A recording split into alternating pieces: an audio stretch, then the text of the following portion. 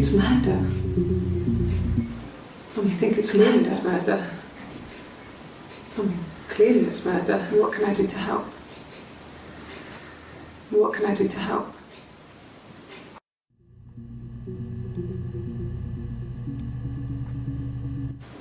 You think it's murder. I mean, clearly it's murder. What can I do to help?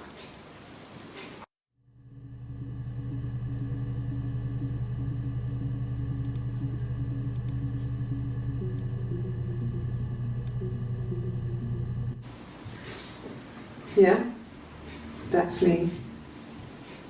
But February, I mean, that was months ago. What's that got to do with Simon's murder?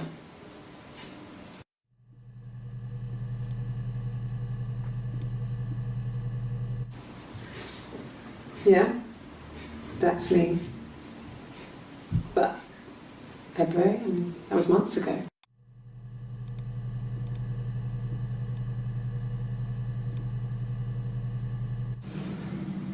I didn't murder Simon.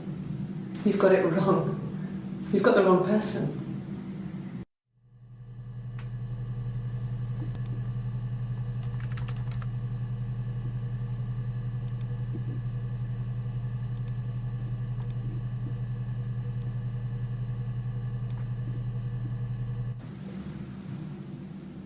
I'd like to speak to a lawyer now. Please. You have no murder weapon. You have nothing. And all these stories we've been telling each other, just that. Stories.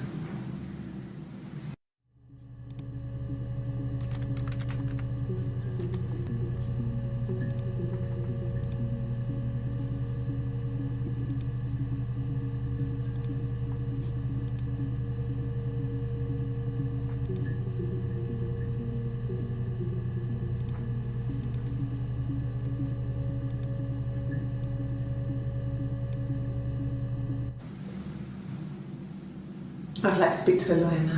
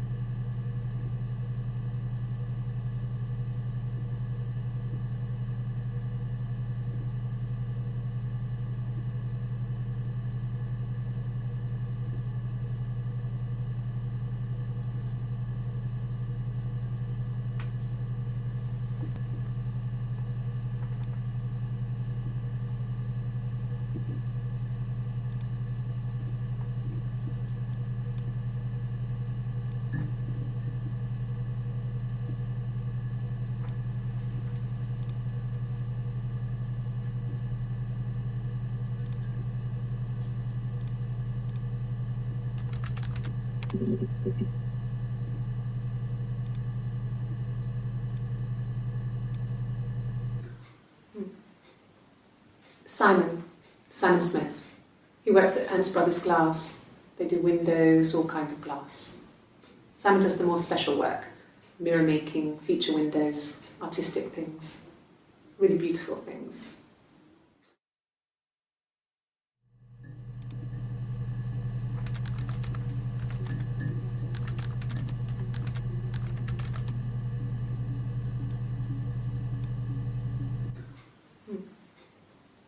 Simon Smith.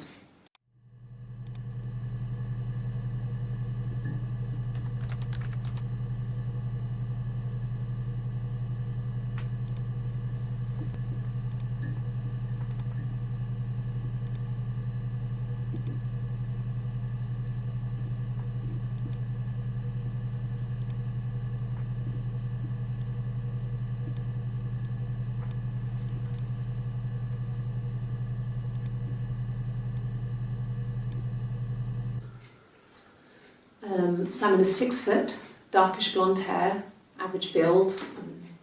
He's clean shaven. If his beard grows, it goes ginger, so he shaves it. I mean, not that there's anything wrong with ginger hair. I bought a photo. They said a spring photo. This was taken last year on holiday in Rome. It's the best one I have.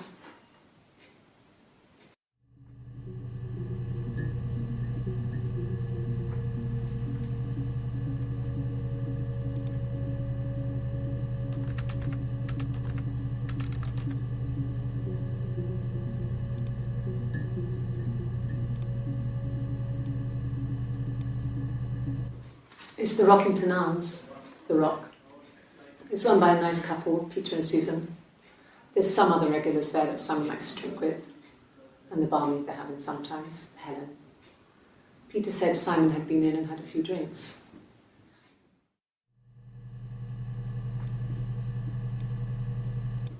It's the Rockington Arms, The Rock. It's run by a nice couple, Peter and Susan.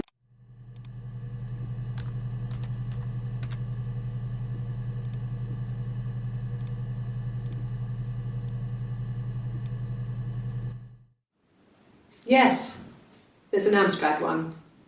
No one uses it for very much. There's a printer so you can write letters on it. Simon sometimes plays games, climb the tower, save the princess, that kind of thing.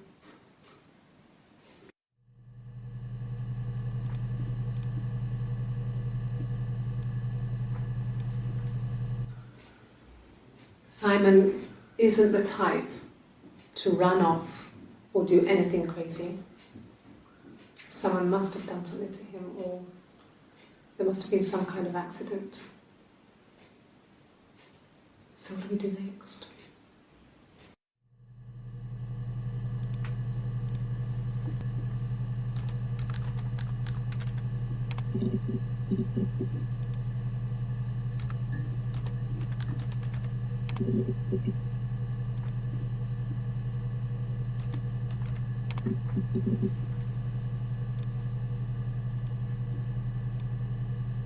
No. I mean, yes, we have arguments, but he never runs off. He always comes back. We make up. It's always that way.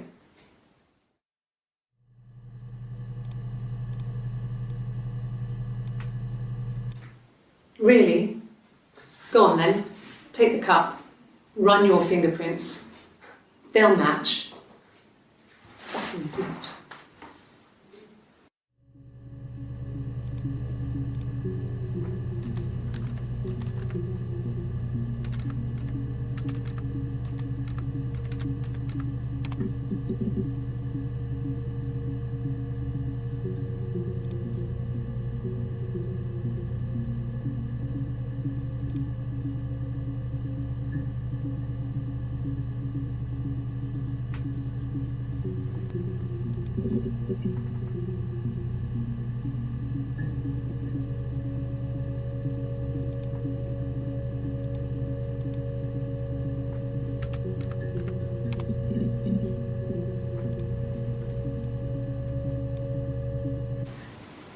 Are you sure? What would he be doing in Oxford if there was no conference? I remember calling him. He said it was boring and he spent most of the time at the bar.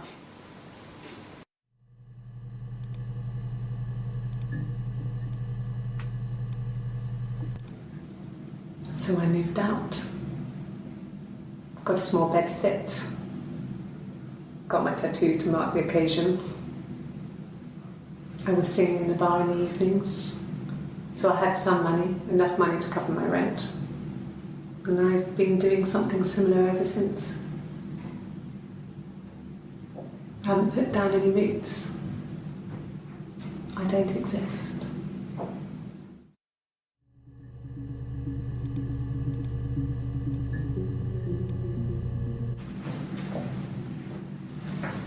He saw me singing one of my shows, pure chance. Not sure I remember what he was even doing there.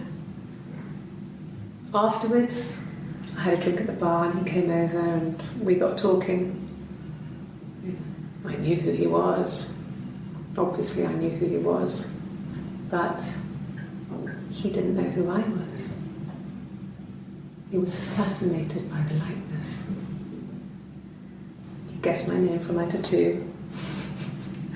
Told me it was a palindrome, well, that would impress me.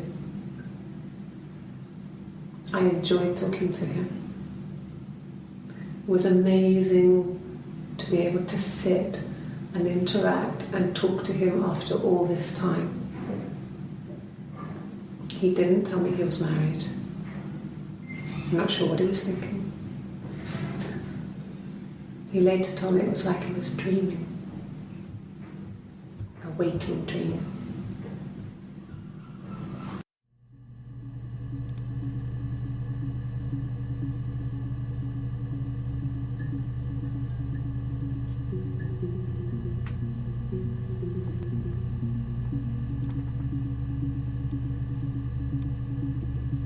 Nothing else happened that night. We talked, then I said goodbye. Then next week I was singing in the bar again and there he was. And again the next week he offered to buy me a meal. I told him I had already eaten and so we got chips and ate them on the beach instead. When we said goodbye, he asked me to kiss him. Romantic.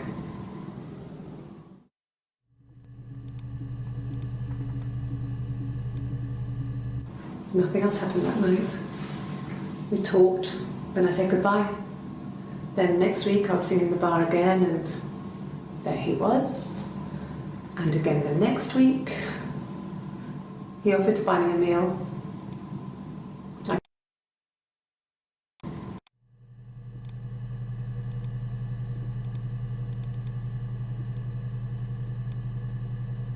Nothing else happened that night. We talked.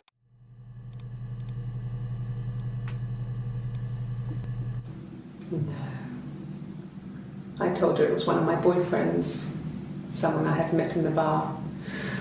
I think she was happy. But I could tell she was thinking, why couldn't it happen to her and Simon? They were the ones with the real life.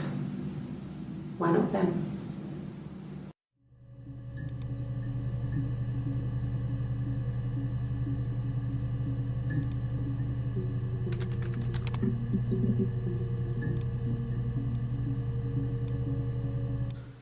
No, he doesn't have any tattoos. He has a scar down here near his stomach, past his hip. Cut himself with some glass. That was before, a long time ago. He looks just like the photo. He's not got his glasses on here though. He takes them off with the camera. But he needs them to see properly, you know. He has to read a newspaper or a menu in a restaurant. Not books so much, or watching TV. He likes TV.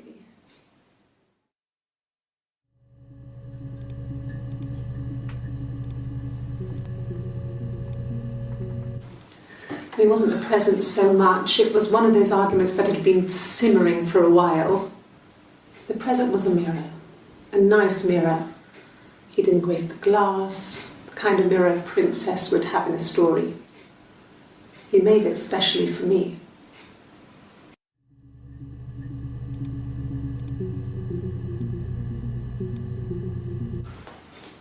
Well, on his clothes, that would make sense. He made it by hand. I mean, he brushes the silver onto the glass. That's not how they make mirrors these days. I mean, he made the mirror and he gave it to me.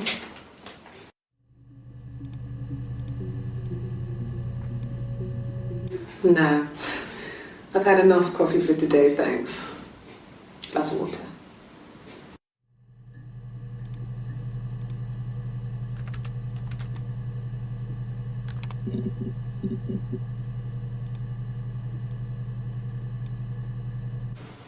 Oh, my tattoo. I got it to express my individuality.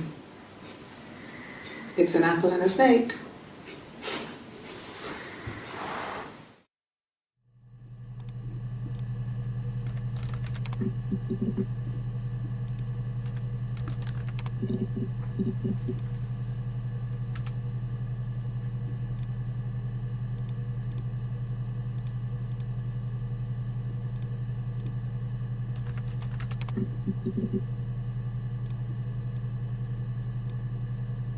My name is Hannah.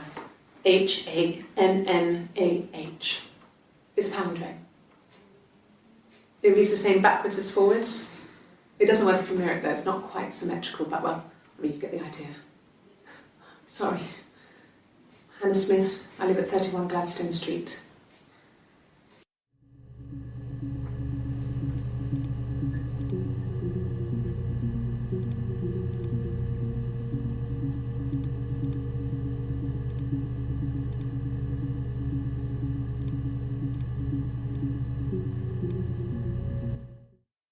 The mirror.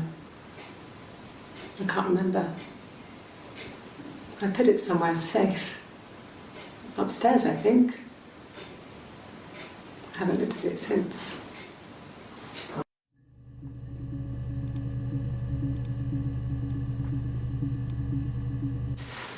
Silver leaf? No. He normally silvers them properly. This mirror, it's supposed to look antique. The reflection isn't as good. It's the perfect mirror for someone who doesn't like to look at their own reflection.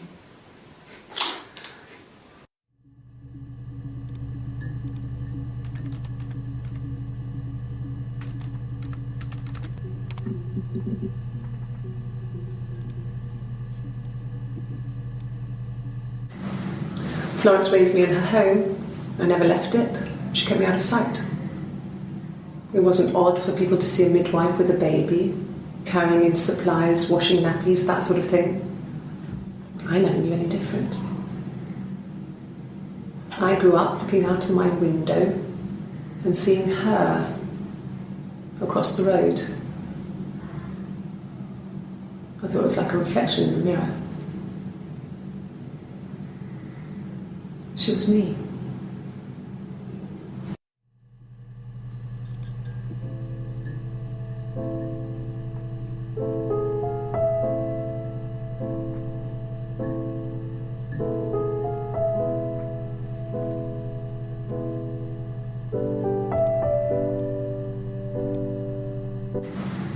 Florence raised me in her home. I never left it. She kept me out of sight. It wasn't odd for people to see a midwife with a baby, carrying in supplies, washing nappies, that sort of thing. I never knew any different. I grew up looking out of my window and seeing her across the road. I thought it was like a reflection in the mirror. She was me.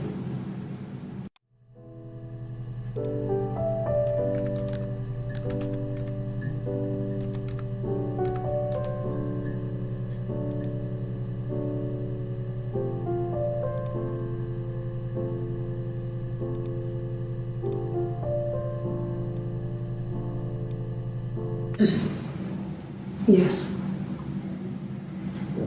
The first time we saw each other, it was strange. We both realised at the same moment, I think. We must have seen each other before, but there was this instant when we first realised it wasn't a reflection. The reflection was staring back. I think I was 5. It was my birthday. My reflection was wearing a party hat and waving. I knew what party hats were from books. And it suddenly occurred to me, today must be my birthday. I waved back and we just spent ages waving at each other and copying each other's movements.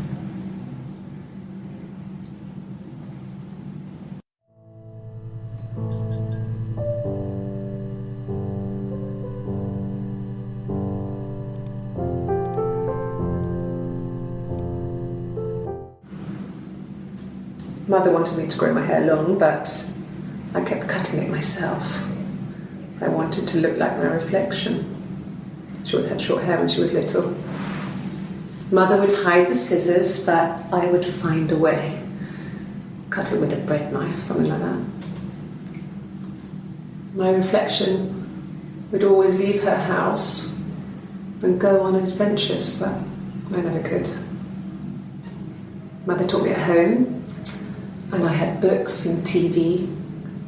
Oh, TV was magical, but it was only on when it wanted to be, so I spent a lot of time reading books.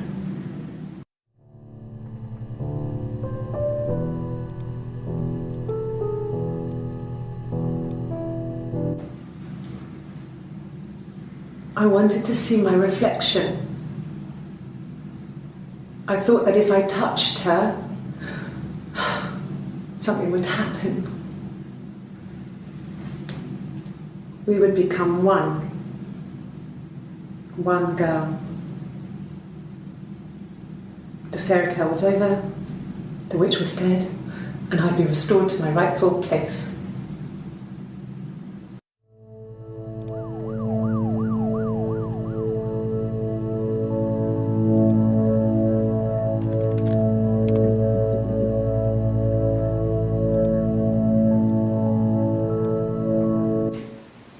Twins? Really? Are you really asking me that question?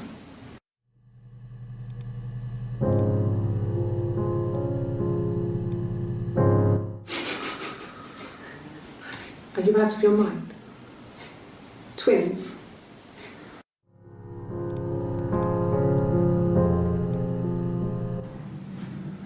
Florence took me home with her. Mother hadn't been expecting twins and had a healthy baby. I guess she was just happy for Florence to clean up, take away the evidence that this was anything but a happy occasion.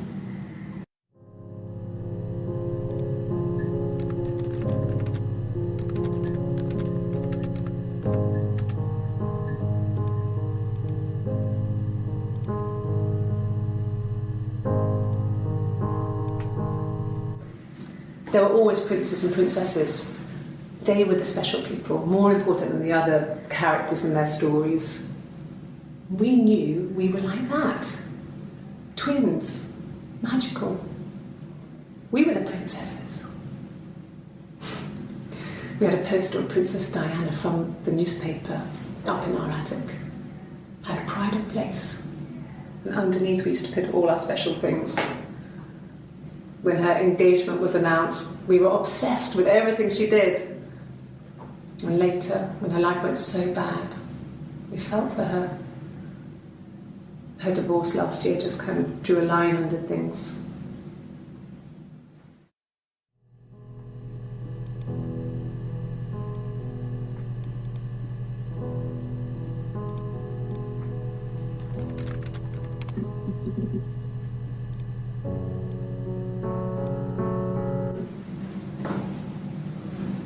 Across the road, where my parents first lived there, was a midwife called Florence. When Hannah was born, I was born at the same time. The midwife was there to help. I'd been throttled by the cord, probably wrapped around my neck by Hannah. The midwife told my mother I was dead. But I wasn't. She wrote all this stuff in a diary. Amazing what people will admit to on paper.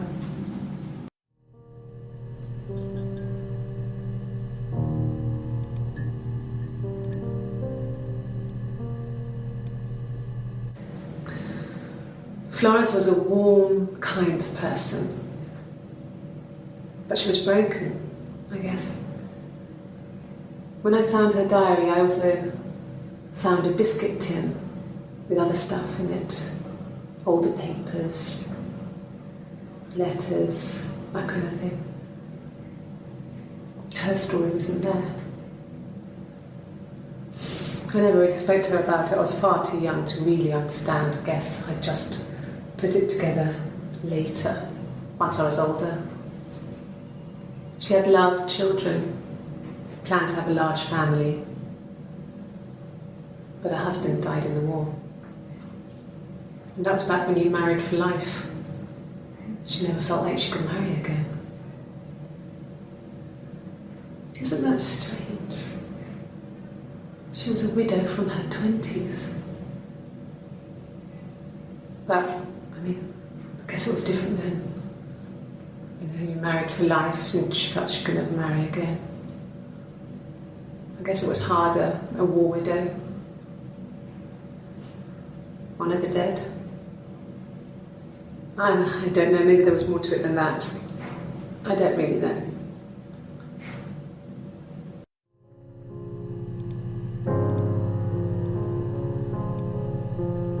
No, it was just me and her. Eve was the name they were going to call their first child. They talked about it and were going to try when he came back. Florence's family had a history of firstborn girls, so they were convinced it was going to be a girl. It's hard to know if this is all true. These are stories I remember, that I read when I was a child. Maybe I misread, maybe I misunderstood.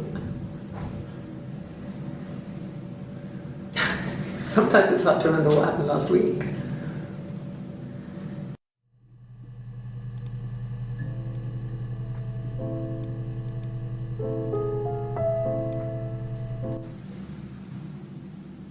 I'd like to speak to a lawyer now. Please. You have no murder weapon. You have nothing. And all these stories we've been telling each other. Just that. Stories.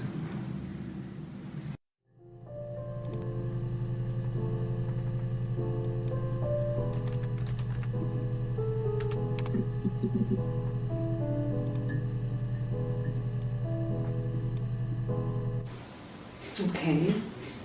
Sounds weird. I'm not great at making up stories.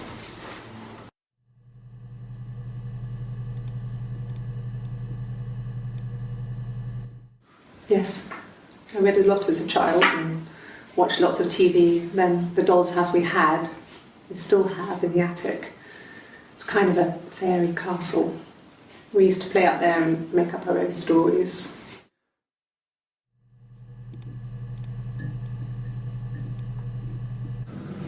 Fairy tales.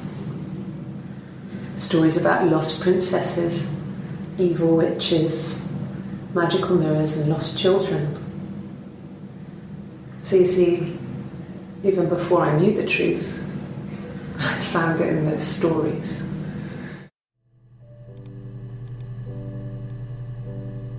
Yeah. I'm not sure where the dollhouse came from. I don't know if it was given to them or they inherited it. I mean, they wouldn't have had the money to buy it. It was so huge. It must have been taken up to the attic in parts and then reassembled up there. It's a beautiful thing. Wallpaper to scale, little furniture, the lights work, mirrors, beds, big duvets and pillows. We spent hours and hours playing it, invented all these characters and families who lived there. We wrote paperwork for them all, passports, diaries, and gave them all really elaborate stories. Once, a moth got trapped in there. We'd left a light on. It was making the most horrendous noise. We tried to kill it, but it was tough.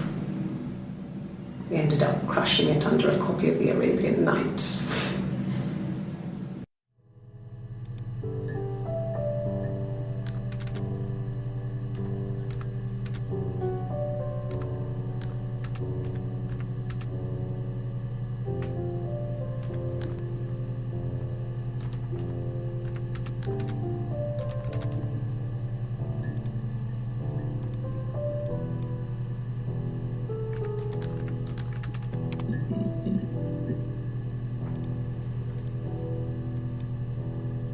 Yes, I inherited it from my parents, so it made sense to move back.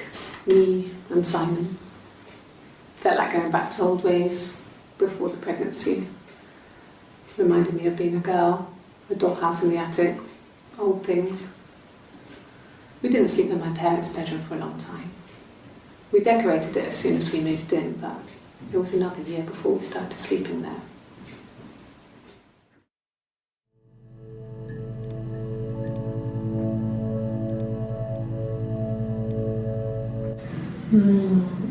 She recognised me from the window. She told me to come inside, and she hid me. They had made the attic into a place where Hannah could play. It was a dollhouse. She hid me up there. No one else ever went into the attic. It was her place.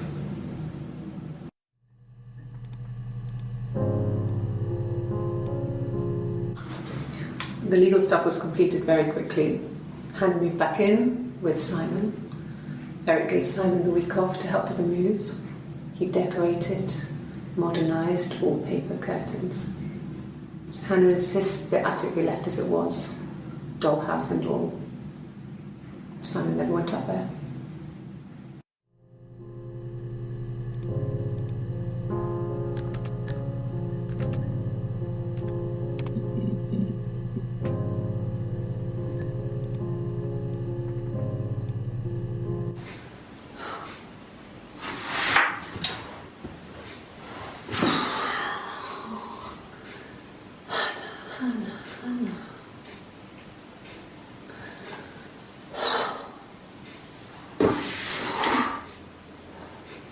What are you doing talking about Eve?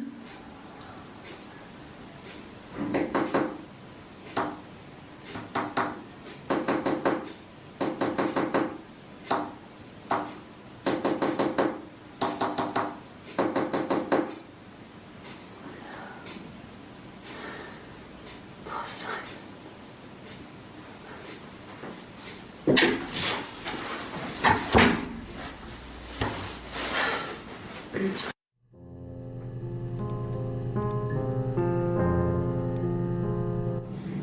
Yes, my name is Hannah Smith. Oh, shit. Sorry.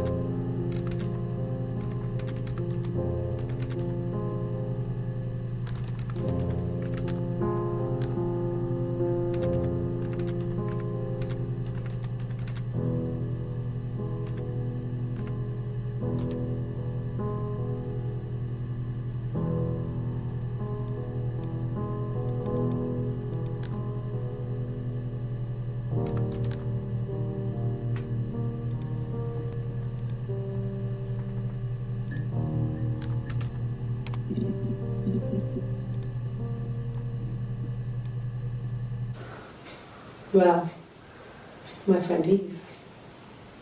I mean, she was a friend from when I was a kid, and she was always more popular with the boys, and I used to hate her for it.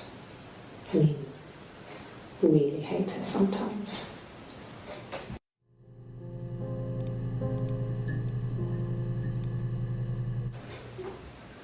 Yes, we'd fight. We fought on the beach once and I held Eve's head underwater. There was no one else around. It was at the far end of the beach. And I held her head under and I kept it under. And for a moment, I just wanted to kill her and watch her drown. But that was it. It was just a moment. We made up after. It was a love-hate relationship.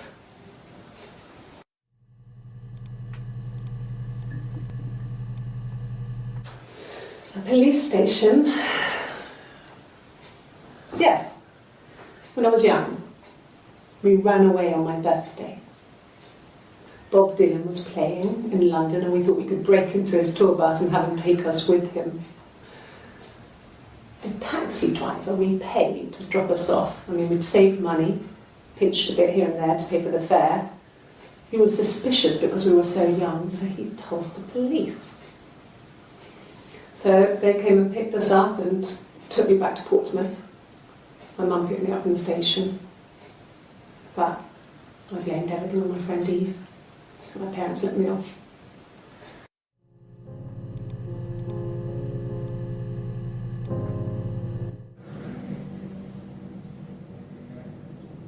My mother called me Eve.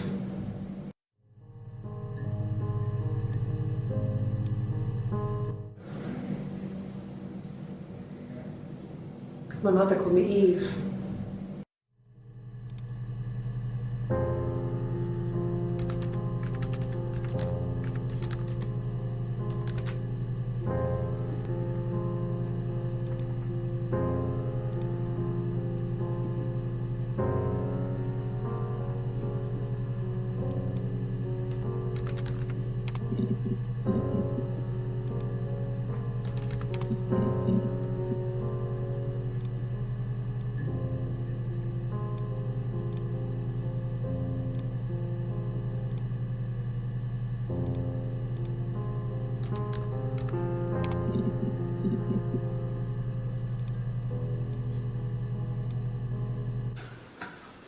A week or so ago. It would have been the Saturday before my birthday. You know, I get like that on the weekends, have a lie-in, then want to get up and blitz the house.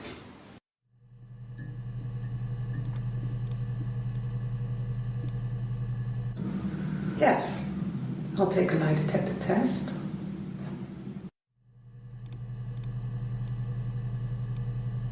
I've never taken a lie detector test before. Does it really work?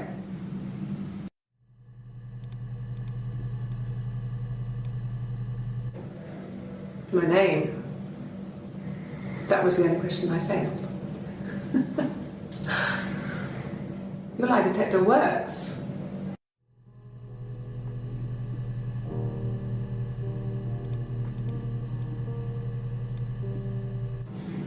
Yes, my name is Hannah Smith. Oh, shit. Sorry.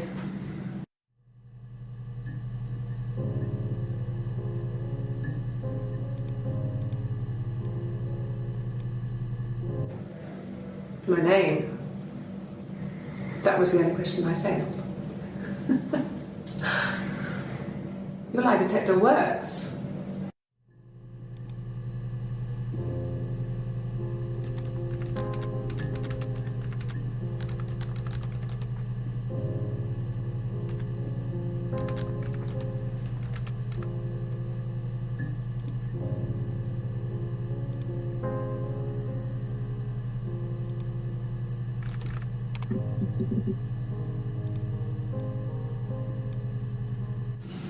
Differences? She's a better driver than me. She passed the test for us. I tried to take it and nearly crashed the car. Learned that you can't rely on confidence to get you through everything. She is the shy one. She was especially shy around boys. If Hannah liked a boy, I would have to pursue him. It was that way with Carl. Hannah met him first. She had such a crush. I let him take my virginity after a night that his band had played at. It got difficult. When I was with Carl, we would have sex, but Hannah couldn't let him see she was a virgin. She had lots of excuses. After a while, we decided that I should take Hannah's virginity. It's not that different to a bruise, pulling a tooth, a graze. We used a hairbrush. After that, we took it in turns, though. I was always the one who seduced the boys. Until Simon.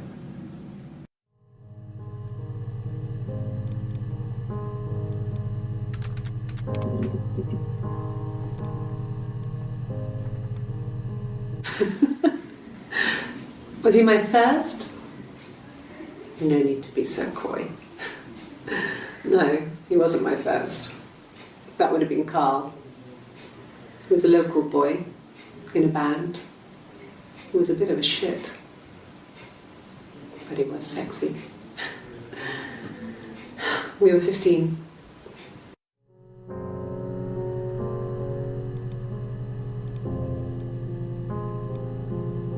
No, I was 15. Carl was older, 17, I think. I was really into him, regardless of how he actually behaved. Lots of drunken teenage sex. We did it in a church once. It's stupid. So he got tired of us and we split up after about 6 months. It was sad, but those early experiences, they help you realise who's really important to you, you know? Family.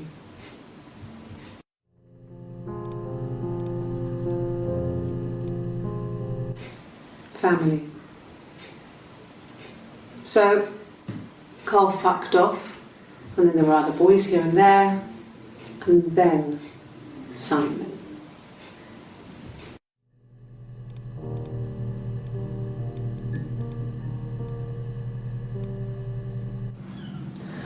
Hannah was so smitten with Simon. She started getting jealous, didn't want to share. Even the first date, we went to see Tom Cruise at the Old Odeon. We both went, kept changing places in the toilet. We only had one best dress, so we had to keep swapping clothes. Must have thought we had terrible bladder problems. The next date, it was my turn. At the end, I let him kiss me, but that was it. We didn't want another Carl on our hands, and the Ouija board had said to hold back. After that, it was Hannah's turn, and she slept with him. Broke the rules. Deliberately broke the rules. She wanted to be the first to sleep with him. I mean, that's when she got pregnant. From that one time.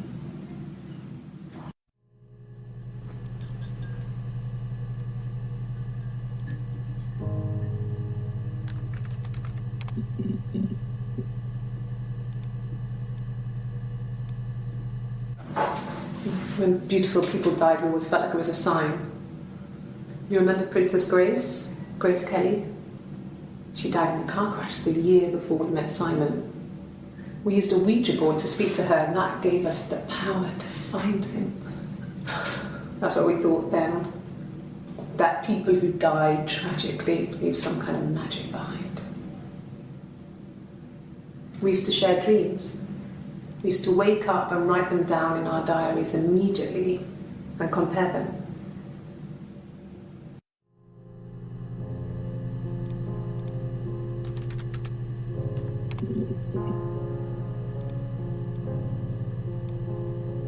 No, he doesn't keep a diary. That's my thing. I've kept one, well, as long as I can remember, since I was a girl. helps make sense of my day. And when you're forced to put something into words, it just gives you perspective. Everyone's on the same page.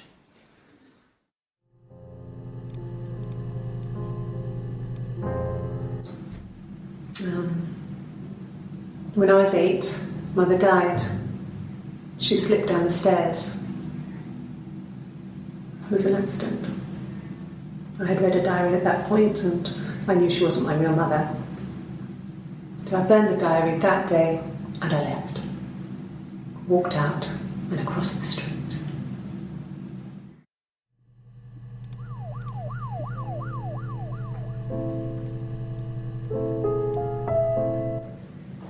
It just became our way of life.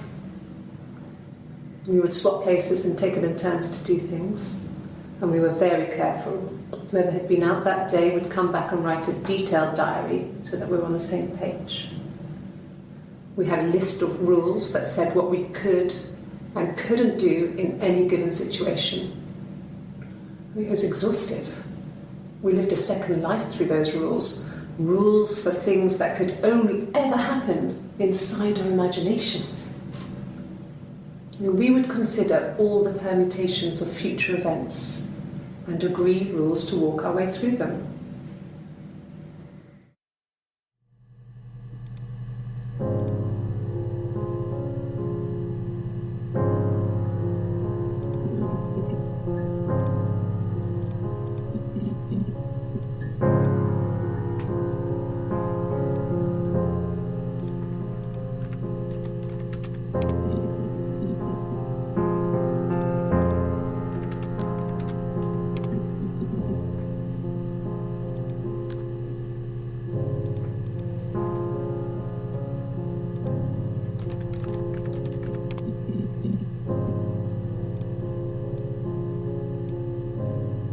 Childhood sweethearts. Something like that. Are you married, detective? Childhood sweethearts.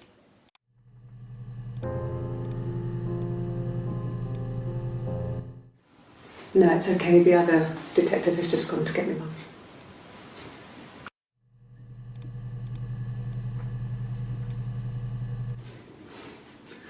Must think it's very cool that their dad is a police detective.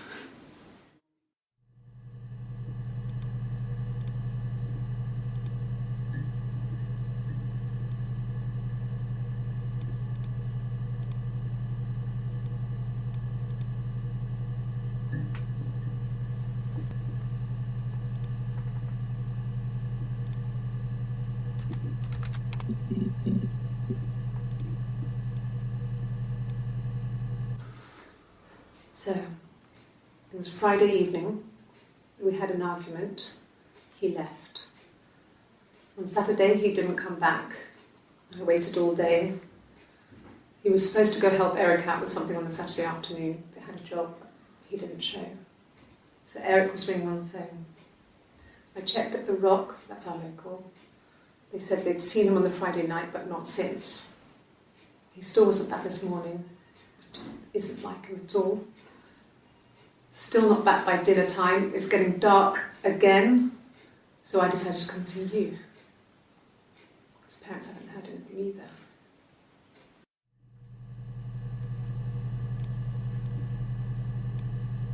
either.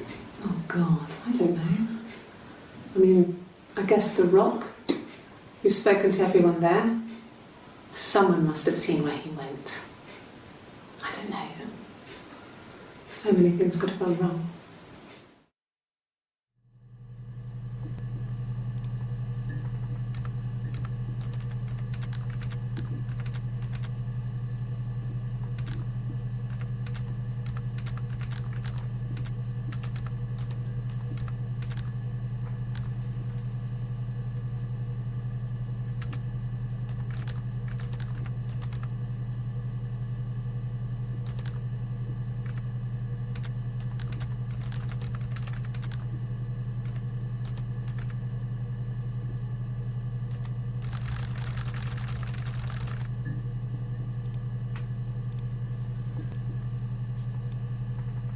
No, no one has been in the last few weeks.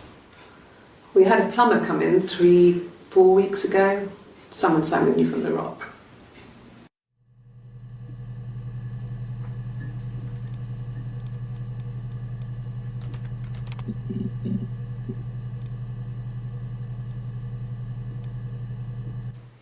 He was wearing a shirt, a blue turtleneck shirt and jeans. He has a watch. It's a really nice one. That was a gift from his boss, Eric. He had his coat, a long grey duffel coat, like Paddington Bear. He would have taken that with him. It's not in the house.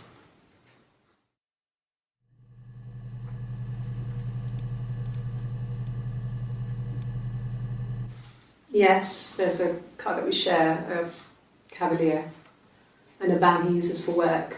It's owned by Eric, but we look after it. Both of them are there now, parked in the street. I'm not sure about the keys for the van. I can look for you when I get back.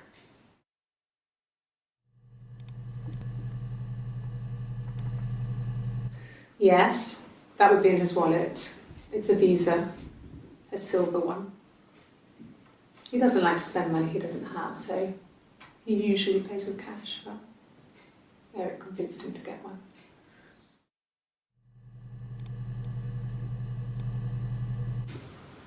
Well, Eric was like an uncle to him.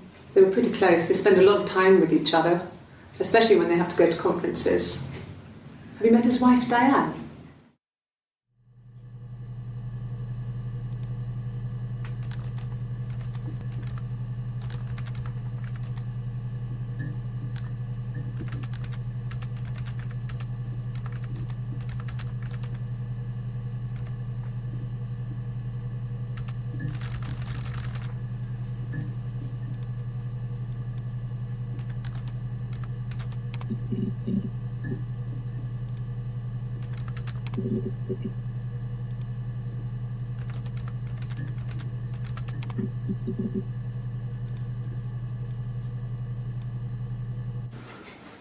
I guess you could call it that, but we were both happy to get married. It was a beautiful wedding.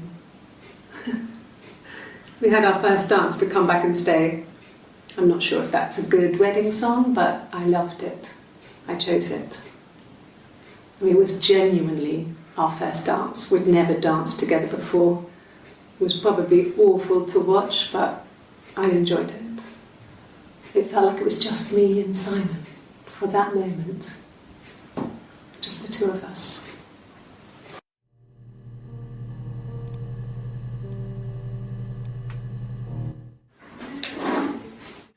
Yeah, that's Simon's watch.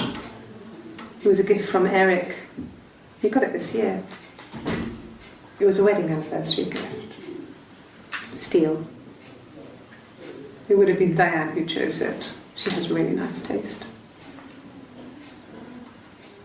That time, it must eliminate me. I was in Glasgow then.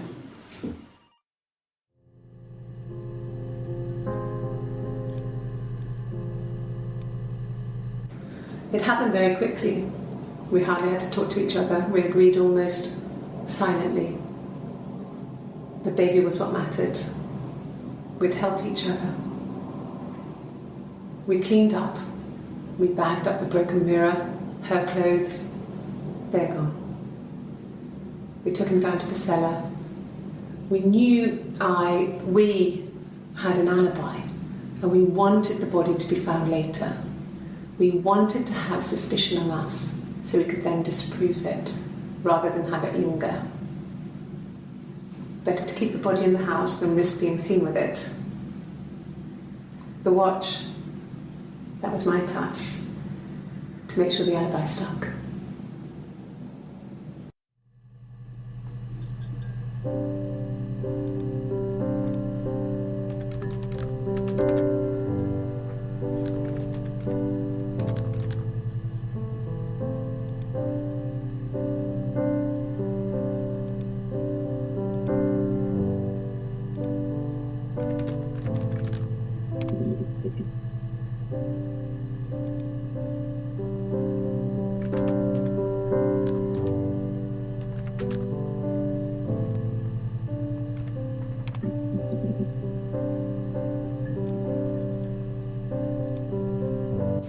At the time they said it was poison, food poisoning.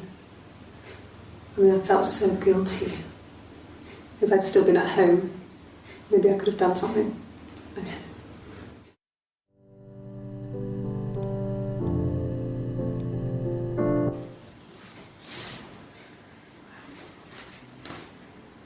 Okay, she's being chased.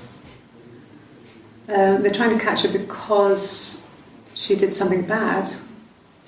I guess she broke the rules. Or maybe they think she did something bad. Maybe it wasn't her fault. She looks scared, not guilty. Maybe it was mistaken identity. Did they catch her there? I don't know.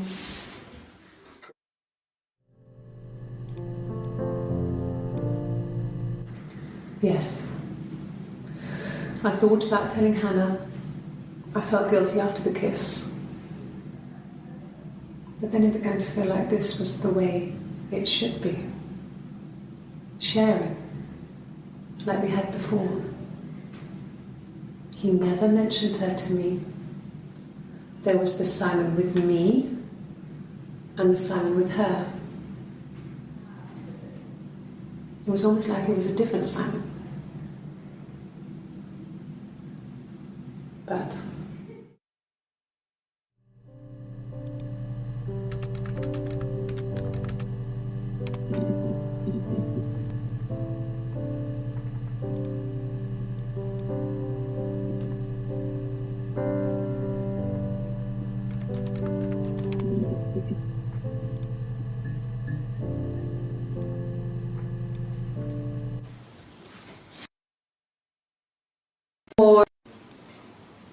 or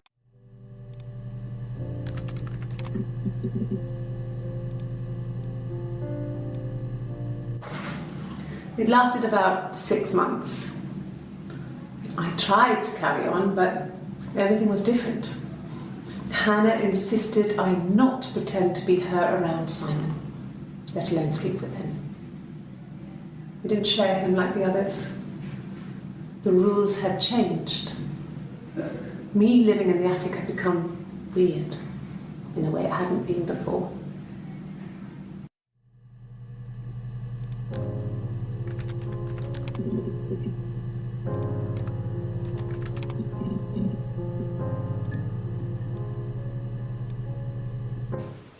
Could the hairs have come from somewhere else? I mean, could they... We have a lot of dolls in the attic. There's a Rapunzel doll with long blonde hair. Could they have come from there?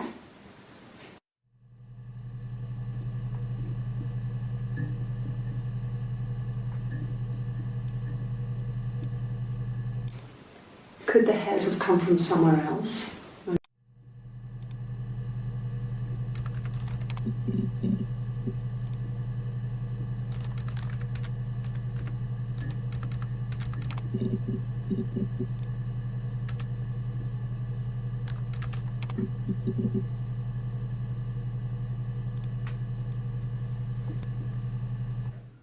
Are you arresting me? No. Fuck off. Open this door. For fuck's sake. Can I leave? Are you going to arrest me? No. They'd laugh you out of the building. A lawyer would make mincemeat of you.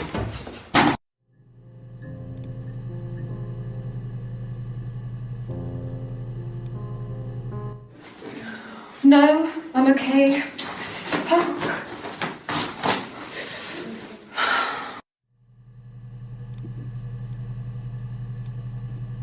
Yes. I speak with Eleanor at least once a day. Not that there's anything much to say. It's more just...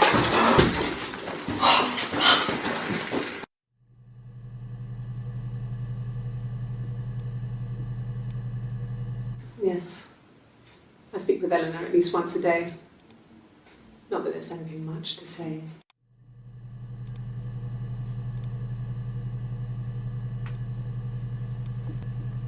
Yes. I speak with Eleanor. Yes. Yeah. They'd gone to bed feeling ill, thinking it was flu or something. The neighbour called me, I had to use my key to let them in. We found them dead in their bed. And they'd been there for days. No one had noticed. Just awful. It was so soon after my miscarriage, the worst year of my life. I'd been so happy to get married, and after that it was just like, fuck.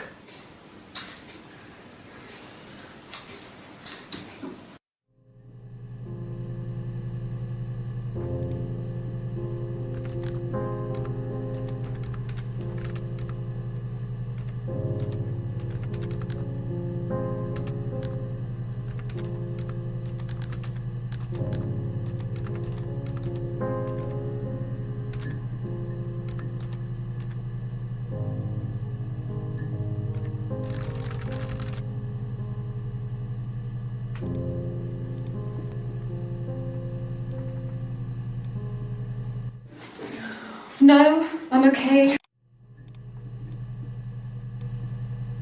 Yes. I speak with Eleanor at least once a day.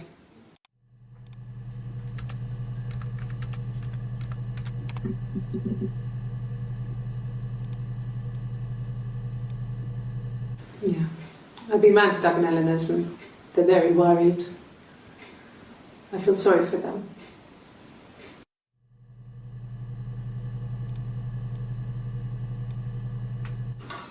I hoover, I dust every week, maybe less. I once asked Eleanor how often I should dust, and she said, if people ask, tell them you do it once a week, but every few weeks is okay. I think she was just trying to make me feel better. I mean, when I was there, she was hoovering every day, ran an ordered house. You know how that generation is, putting on a brave front. She has secret stashes of cigarettes. Doug doesn't even know she smokes. When I was there, I saw her. She has these sort of porcelain vases, ornamental, next to the Reader's Digest books. Cigarettes inside. And she still has them. I mean, last time I was there, I looked in a vase. There was a fresh pack. I mean, all those years of marriage, and she still has a secret like that.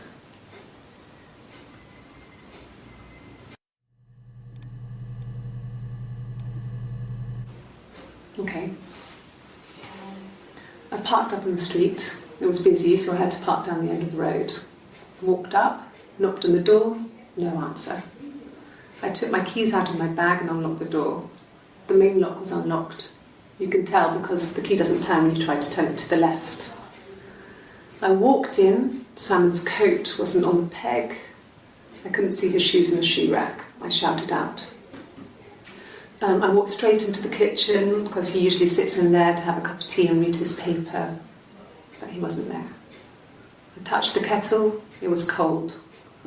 I looked quickly in the living room, nothing. So I walked upstairs to the bedroom and he wasn't there. I didn't search for him because it was pretty clear he wasn't there. I had a shower. The phone rang whilst I was in the shower. I didn't answer it. I think it was Eric. Then I was just exhausted. So I lay down on the bed and I fell asleep, though I didn't mean to. I woke up a couple of hours later and I was surprised to see no one in the bed next to me. And then I remembered where I was and what had happened.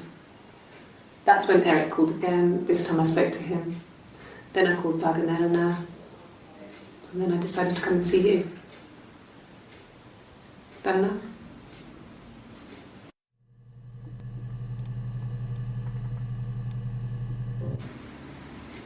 1984 was an awful year in the end. We were living at Doug and Eleanor's. I lost the baby at the end of spring and my parents died in the summer. It was a hot summer, a heat wave. So when they discovered the bodies, it was just awful. Because of the circumstances, them dying together like that, they brought in a lot of police. The forensic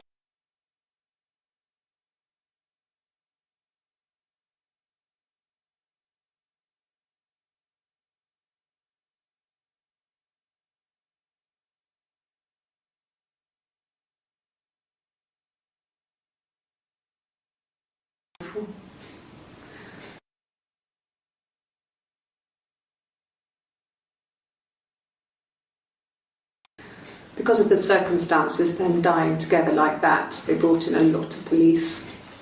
The forensic entomologist, I had to look that up. It was because of the heat. It's just awful.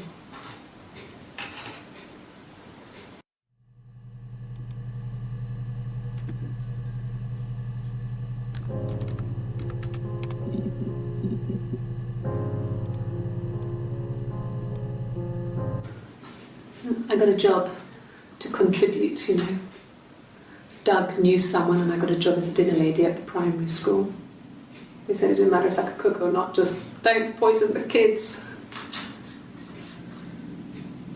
So you see, it's always been complicated between me and Simon.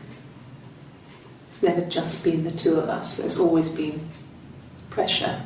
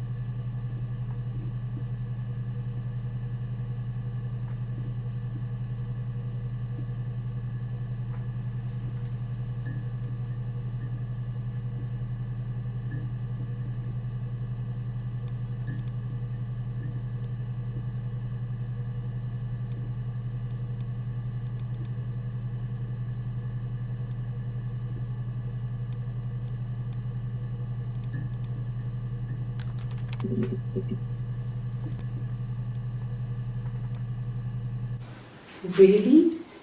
You're going to ask me about my sex life? I mean, isn't that private?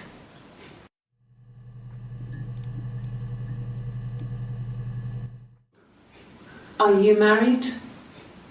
How is your sex life?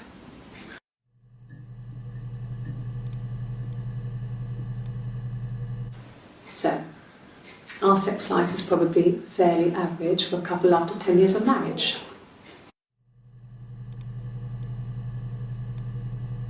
No!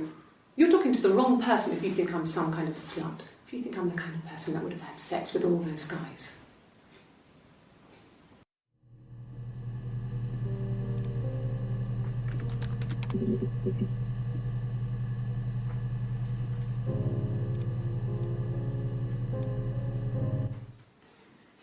You want me to play something? Well, I'm not the world's greatest guitar player. Okay. Probably needs tuning. No, it's okay. How about a traditional ballad? Should be right up your street.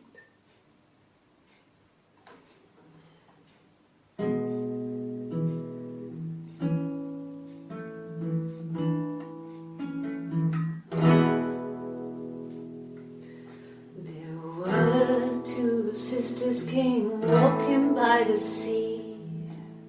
Oh, the wind and the rain.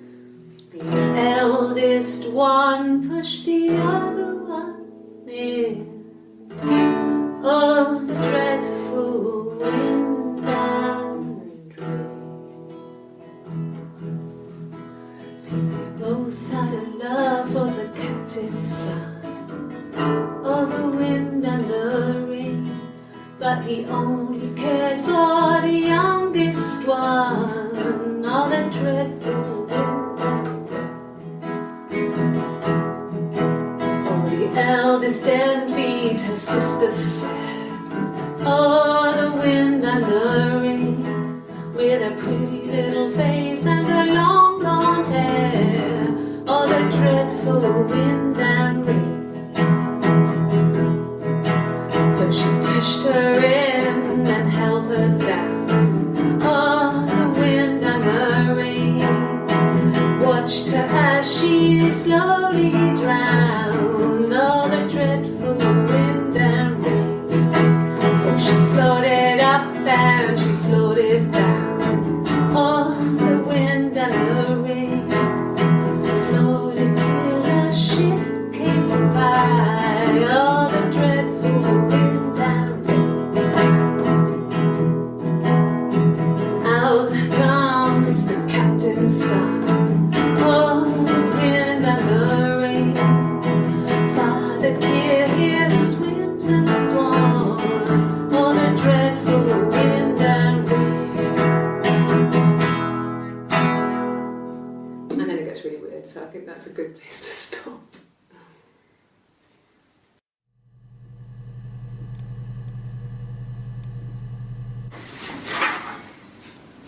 Cute.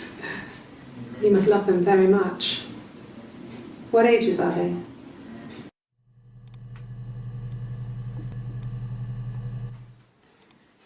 You want me to play? No. I mean, everyone loves Simon. He was so nice to everyone. He loves me.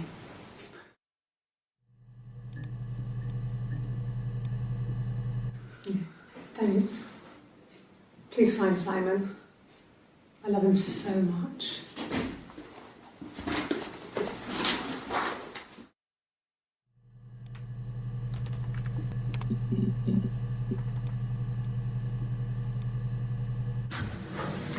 When we weren't together, we'd send secret messages by tapping out a code that we'd learned from a book, the knock code, something prisoners of war would use. We'd tap them out on radiator pipes or the attic floor.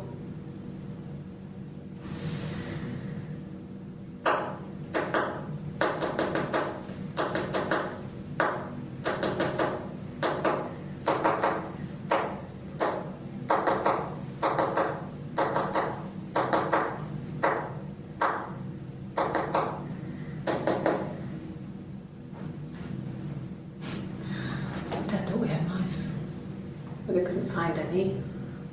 Bought a cat anyway.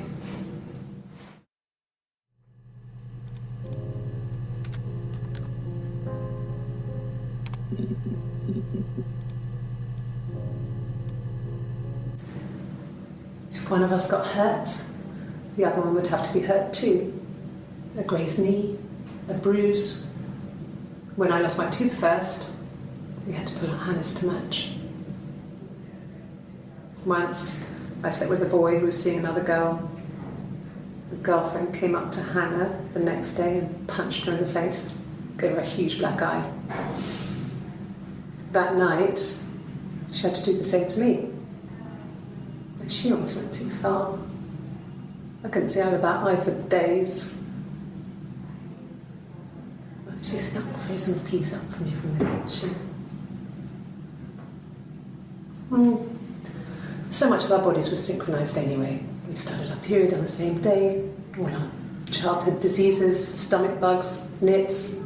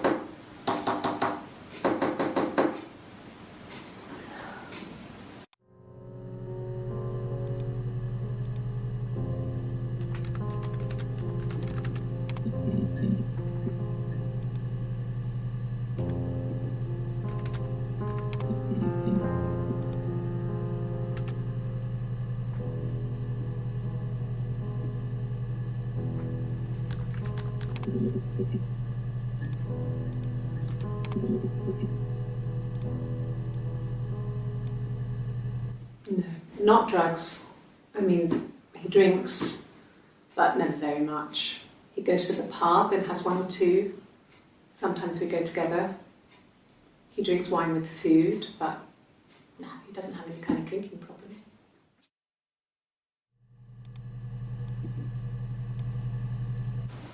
They said it was food poisoning. There was something in the food they ate. My dad liked to pick mushrooms, grow them too. They said it was the mushrooms. It was hard to believe. Death caps. They have a skirt around the cap. My dad taught me that. But, I mean, the police had no reason to think it was suspicious. They lived alone. And no one had any reason to hurt them.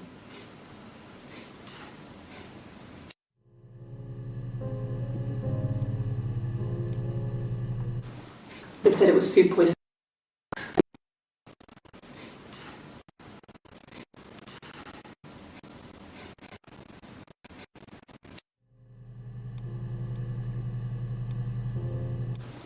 They said it was food poisoning.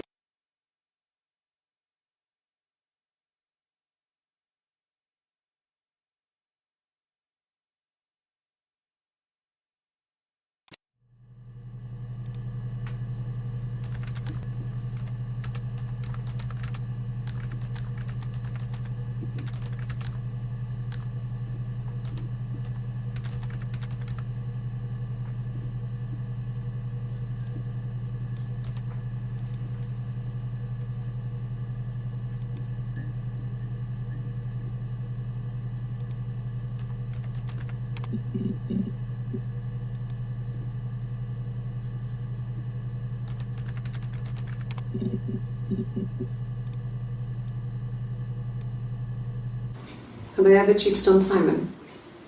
You asked that question yesterday.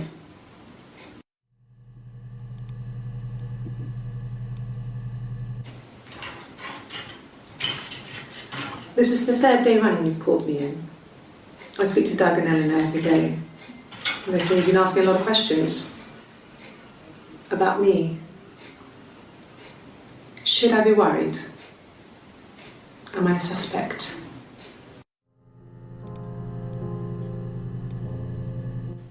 Rehearsed? You ask me the same question, you'll get the same answer. Is that your evidence? Of course I thought about what happened then. It's all I've thought about. My husband is dead.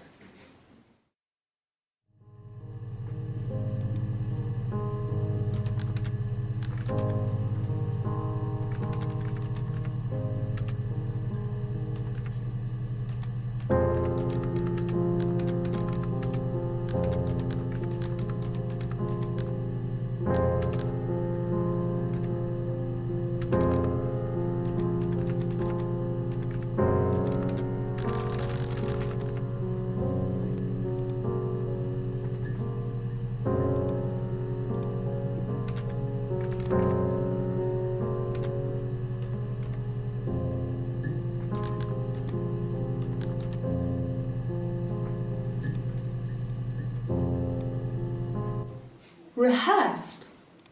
You asked me the same question.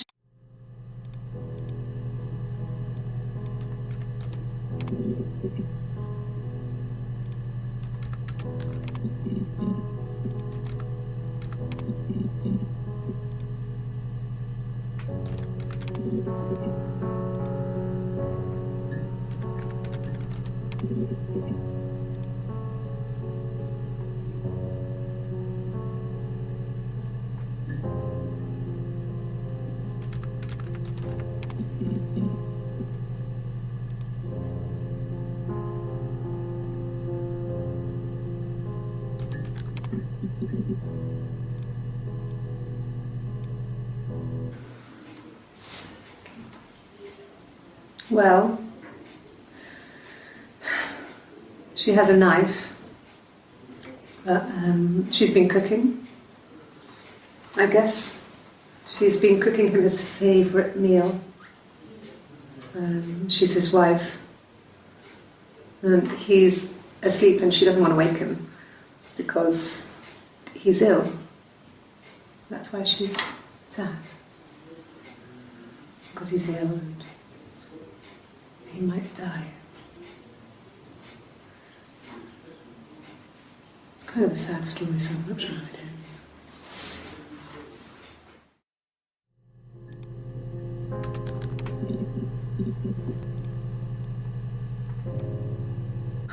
Can you imagine? I tried to get pregnant too, but it didn't happen. I slept with so many boys, men. My body refused. I think my period stopped because hers had. I was pretty ill. I mean, how could we stay the same now? Felt like Hannah had really fucked things up. Set us down separate paths. We had become different.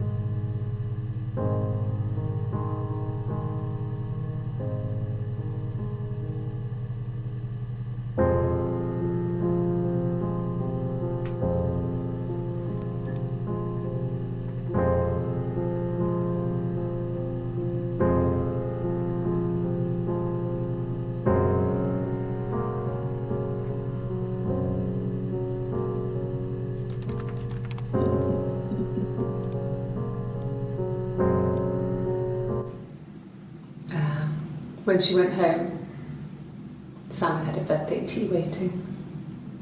Afterwards, she told Simon about me, told him I was pregnant. She wanted me to move in with them, this sister he didn't know she had. She knew that instant. The look on his face.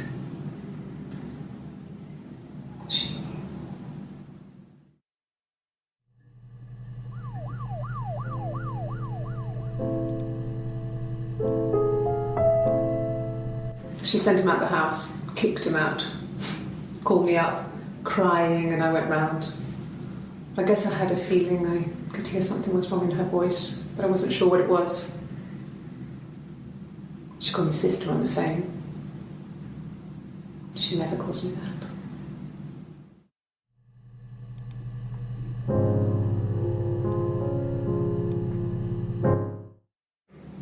My sister is gone.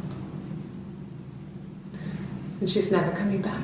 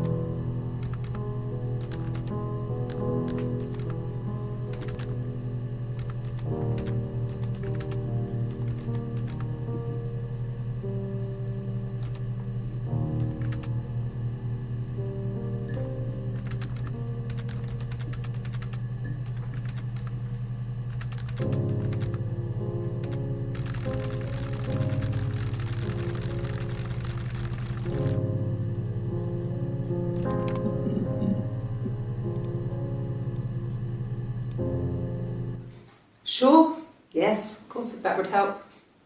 Will you phone the house to let me know when you want to come round? Then I can make sure that I'm there.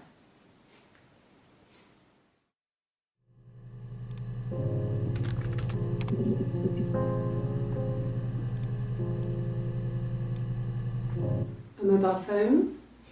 Yeah. Well, they have one for the glaziers, but it's only for work. I can't remember the number. Oh, it's in the kitchen. I saw it plugged into its charging cradle.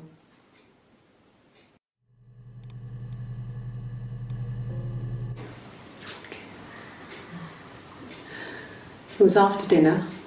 I'd spoken to Sam's parents on the phone.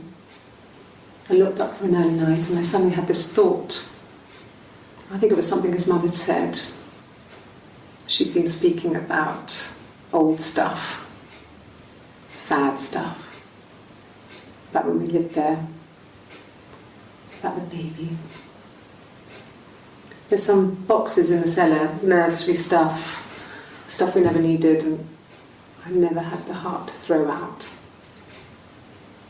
And I suddenly remembered that when I'd looked down there the week before, those boxes, that pile was in the wrong place. I went cold all over. I went down there with a torch and went straight to the back, and that's when I saw the bin bags. Pulled them open, saw the body. I screamed, and that's when I called the police.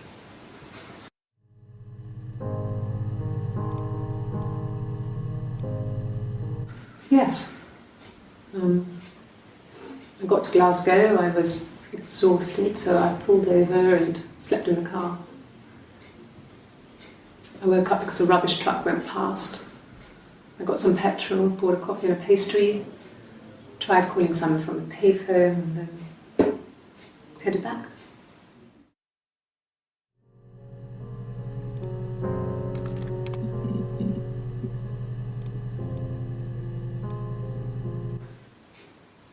No. The whole thing was wrong. The bags, I think they were from our kitchen, you can probably check that. We never go into the cellar. It's just a place we put things we don't need. Dad used to grow mushrooms there. The bags were taped up. I think it was parcel tape, but I think it was ours.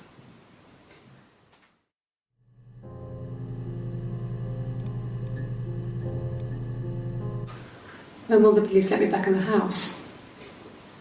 They let me take a bag of clothes with me, but...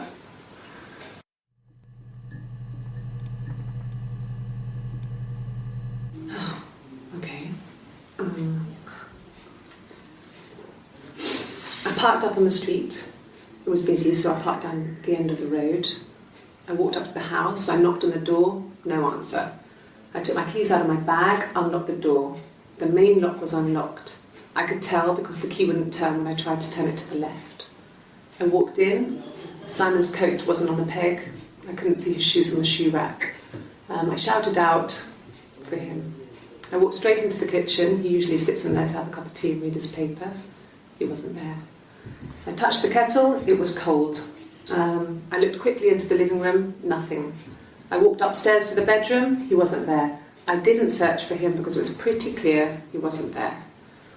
Then I had a shower. Whilst I was in the shower, the phone rang. I think it was Eric, his boss. I didn't answer it. Then I came out and I was just exhausted. So I lay down on the bed and I fell asleep, but I didn't mean to. I woke up a couple of hours later and I was surprised to see no one in the bed next to me. And then I remembered where I was and what had happened. That's when Eric called again. I spoke to him. Then I called Simon's parents. And then I decided to come and see you. that enough?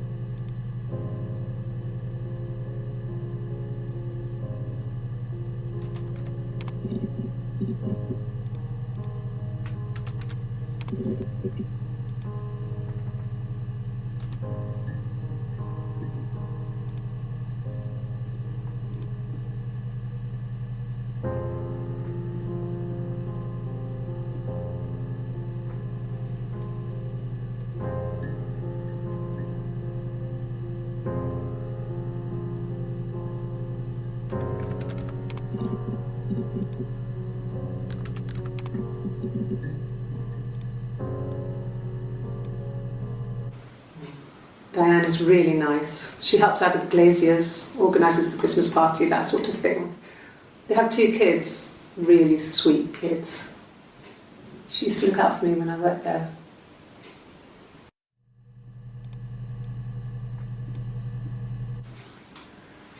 When you've been married for 10 years, stuff accumulates. We could argue about anything. And he's so nice. That doesn't help. He tries to smooth things over, and that just makes it worse. We're both passive aggressive, so we never normally argue directly about anything.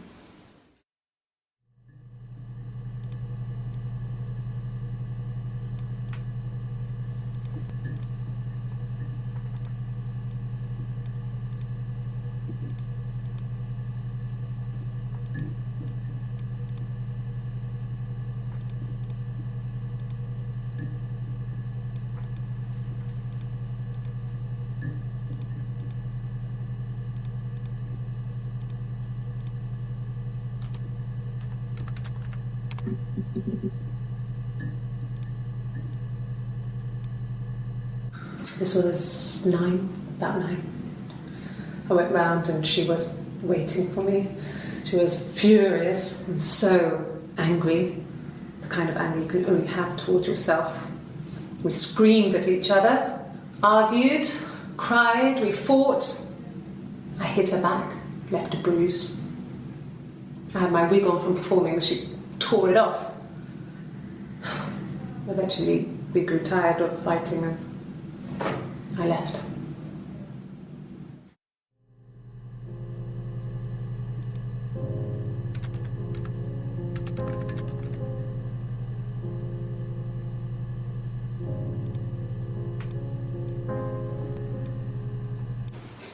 The bruise. I have a really fast metabolism, so stuff like that just comes and goes. I don't know if there's much more that I can tell you that I haven't already told the other policemen. I found the body.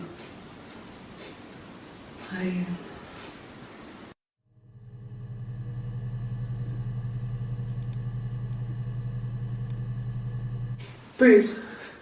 Oh yeah, no, it's nothing.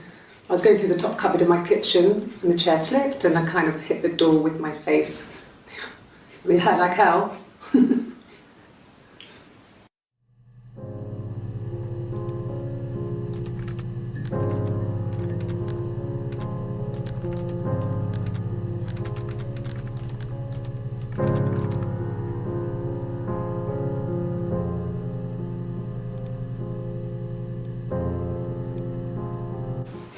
The bruise.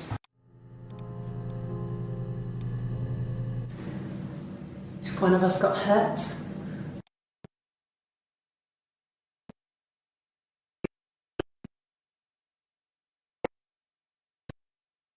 So much of our body. Different.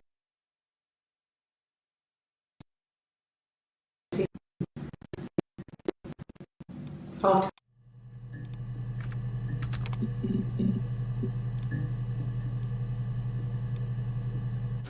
A wig? You mean, what type of wig?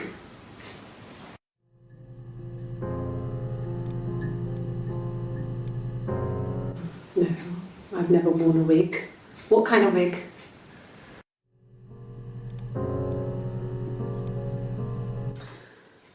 This other person doesn't exist. I don't know what the blonde wig is, but it could be anything. Have you looked at the cat flap?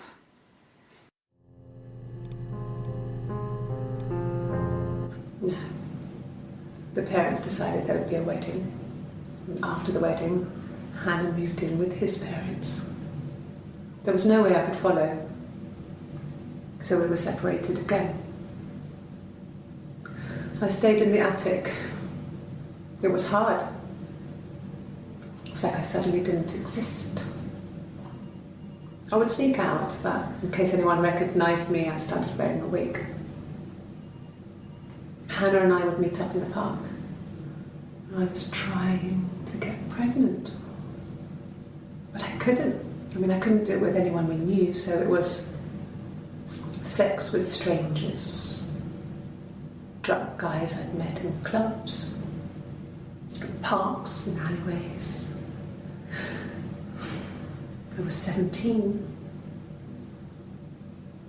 It felt like I was being punished. But it was Hannah who had betrayed us. I had to stop when one of the guys gave me an STD.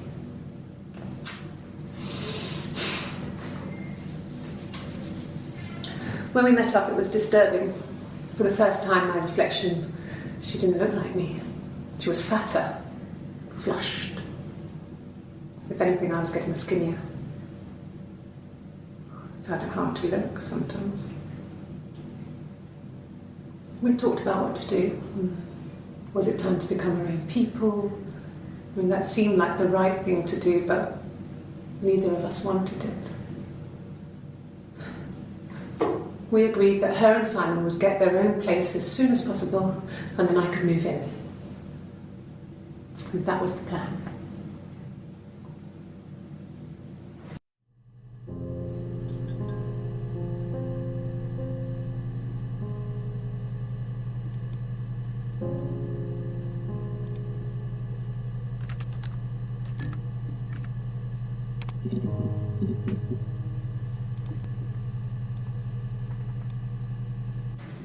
Then she told me she wanted to help more. She said I should move in with her. She would come clean with Simon about me. I was family. I couldn't have a baby in a bedsit. I told her I didn't want to tell Simon. Told her to wait for the time being.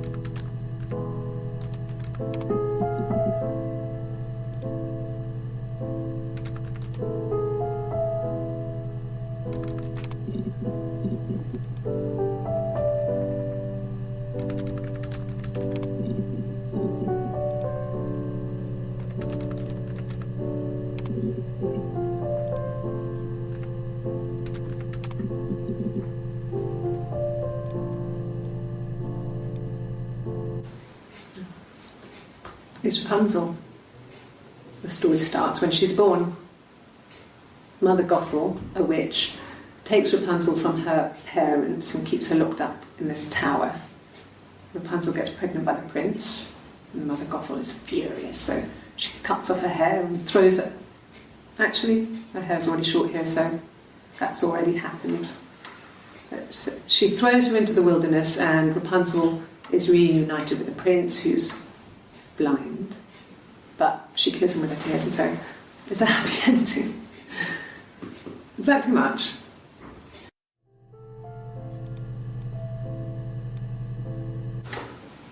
What kind of hairs?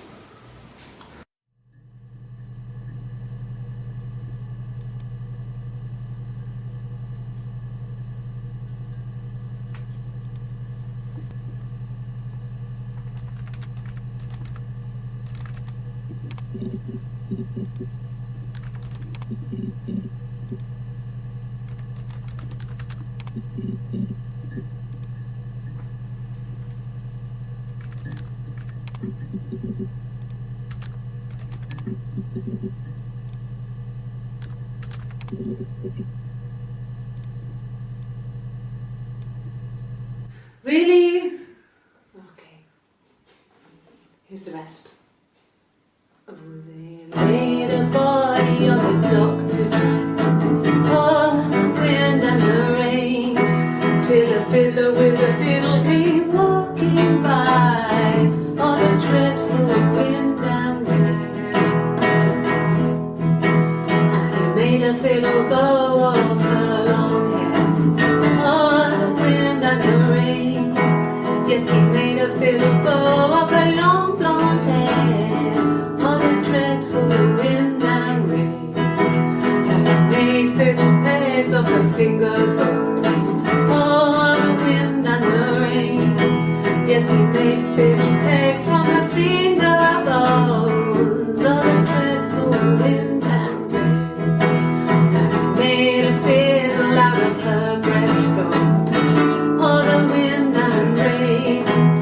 The sound could pierce a heart of stone. Oh, the dreadful wind and rain.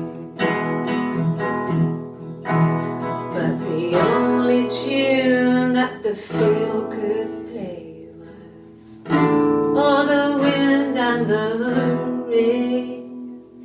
Yes, the only tune that the fiddle could play was, oh, the dreadful wind and rain.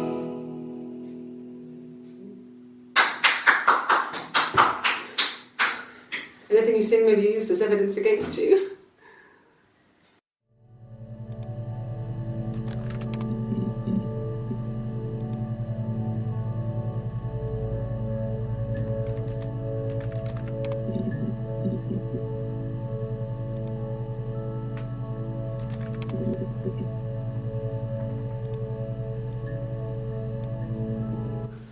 There's married couple stuff. A stupid argument, nothing specific. No one knows how to push your buttons better than those you're close to.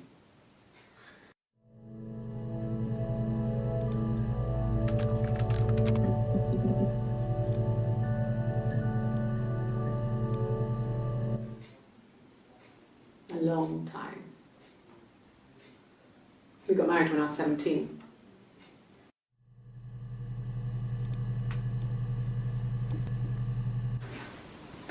I got pregnant. Both our parents had a big powwow. We weren't even in the room. And they decided we should get married.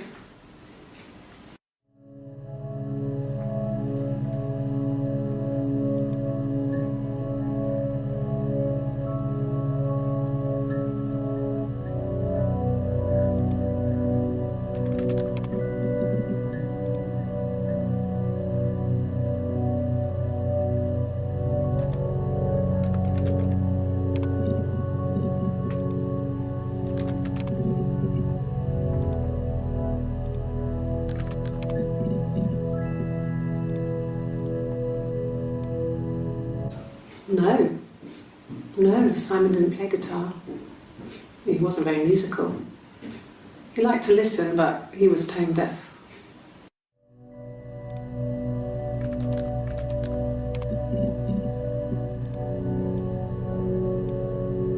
Yes, Yeah, it's my guitar.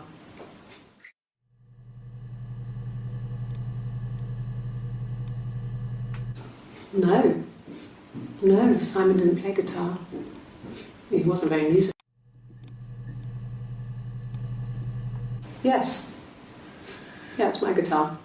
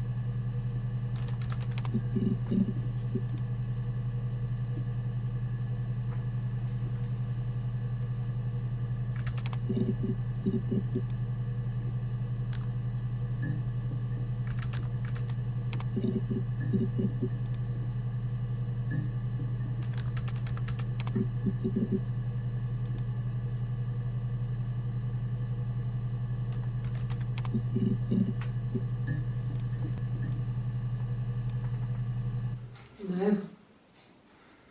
I'm not sure what strange would be, but he hasn't been acting odd. He's been busy at work, but nothing too stressful.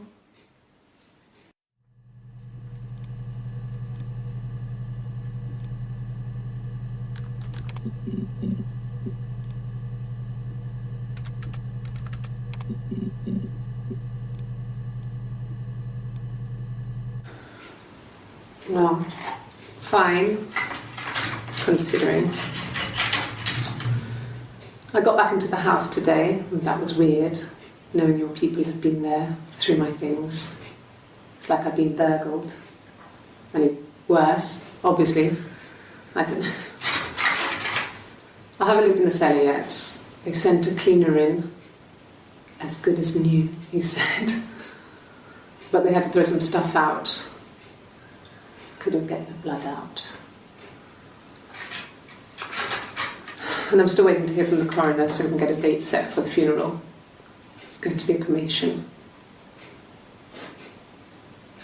So,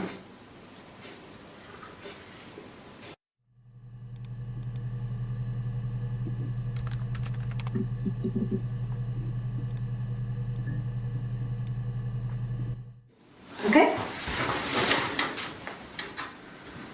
I've given blood before. Do you need to take that for your records?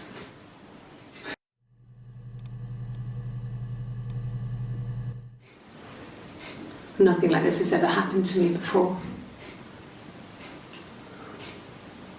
The blood. It's probably the worst thing that's ever happened to me.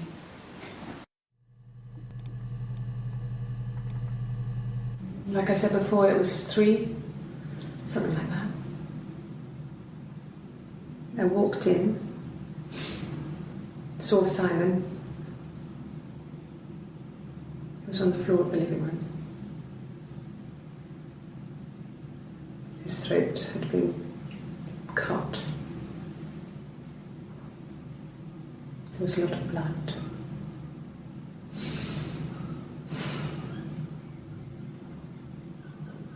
Yeah, he was dead.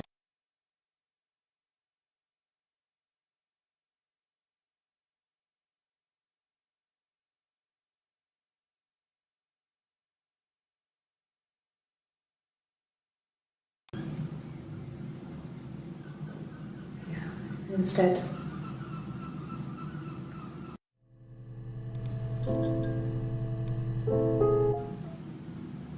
She was sat behind him. She had my wig on. And she'd been there all day.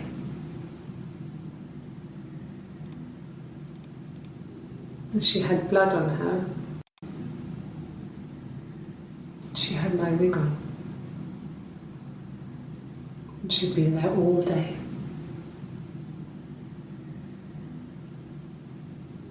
And she had blood on her.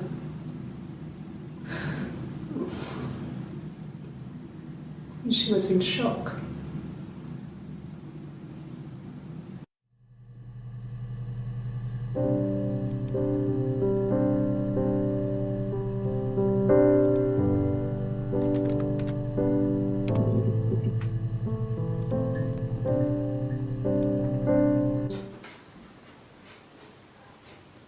His body didn't look real.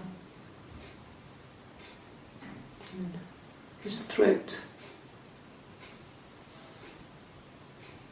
It looked like his throat had been cut.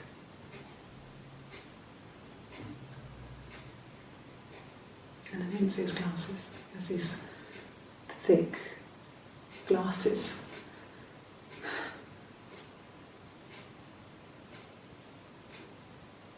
It doesn't always wear.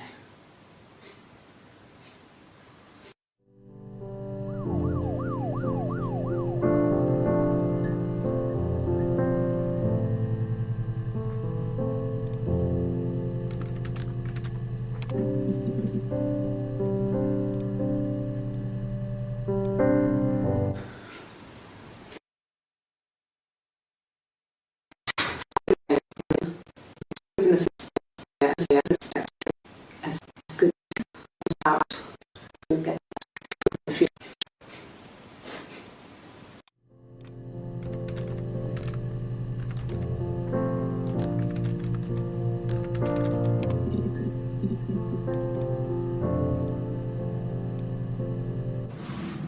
Yes, it was a cremation for the best. We both wore black and had veils, so it was easy.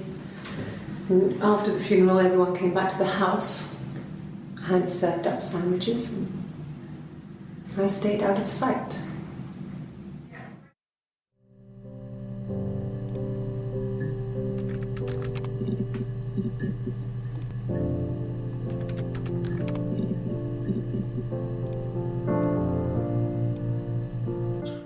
He has a wallet, a huge, silly thing, leather, real leather, I think.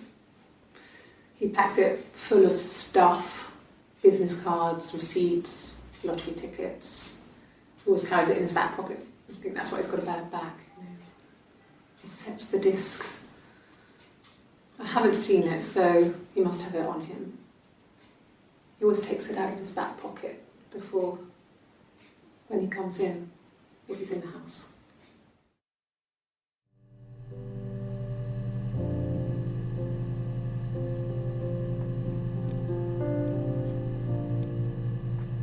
Sure, I think. I do all the bills and paperwork and handle all the money stuff, so it should be easy for me to find. Do you want them dropped off to you?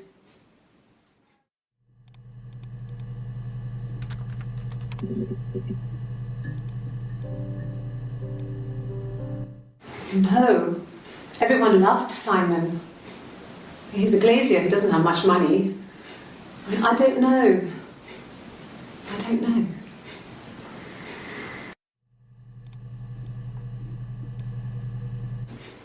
If you put me on You've Been Framed, I want the money.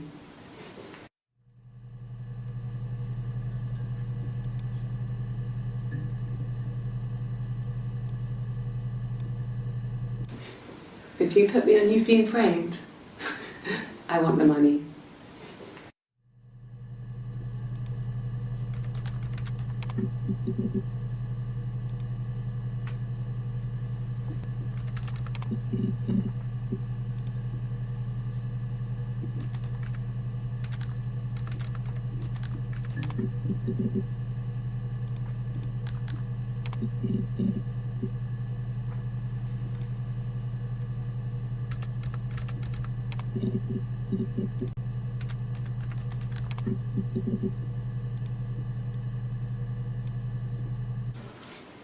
I thought it made me sound suspicious. It's not a normal thing to do, to drive to the other end of the country. I wanted to keep it simple. I know it was stupid not to tell you everything. Saying I spent the night in Glasgow when my husband went missing, I thought it would, distract you from what was important. It's different now. Now he's...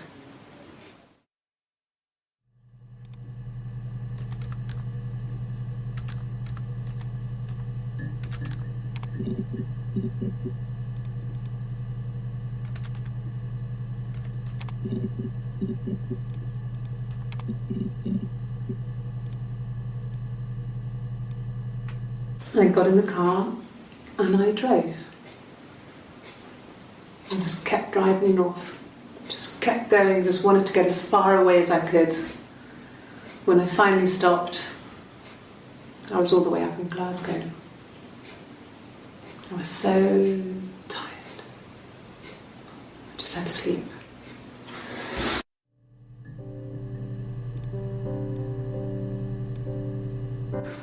No, I don't think so. Glasgow was deserted that early in the morning.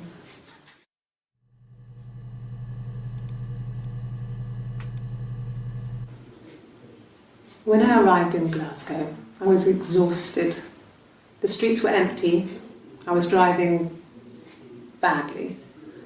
And I hit a taxi. Not a big crash, just paintwork. The guy was so pissed off because I didn't have a driving licence on me. But when I told him I was pregnant, he made sure I got to the hospital so they could check me out. It was fine.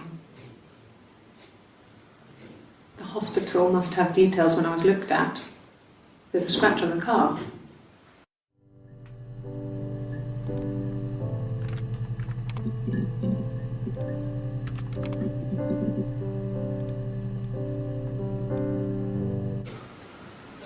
I wasn't in the house all of Friday night. After the argument, after Simon left, I left too. I was upset and I wanted to get away. So I took the car.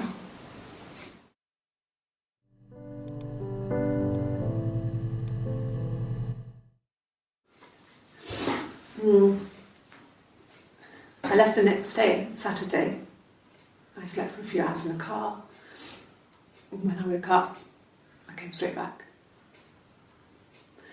Simon wasn't returning my calls and I wanted to try and make up. I got back to the house and Simon wasn't there. And excuse me. Is there a bin?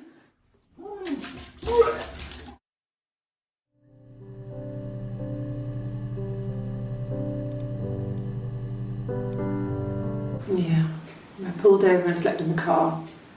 This was just by the side of the road. I was exhausted.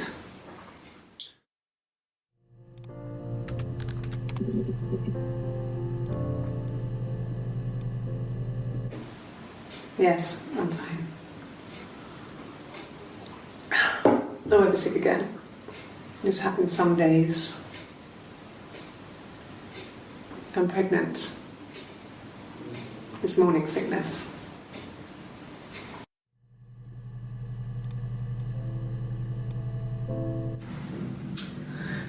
I was living in the attic. It was a very hard time. I was depressed, was still pretty sick of the STD. When I came down one morning and they were dead. They were in bed and both had been sick.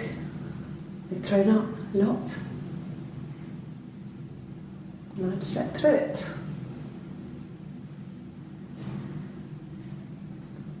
The police said it was the mushrooms they ate. Dad was a mushroom expert. He used to take us picking with him and he taught us how to recognise them. And there's no way he would have picked death caps.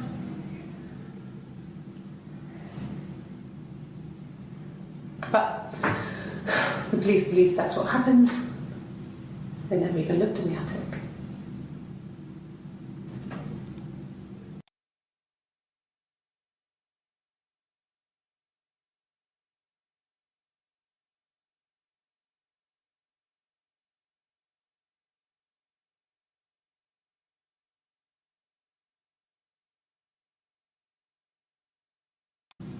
They never even looked in the attic.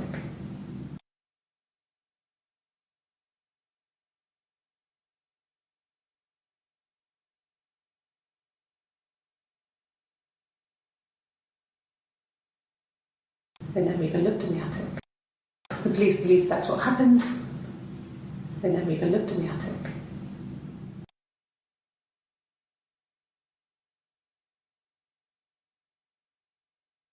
They never even looked in the attic.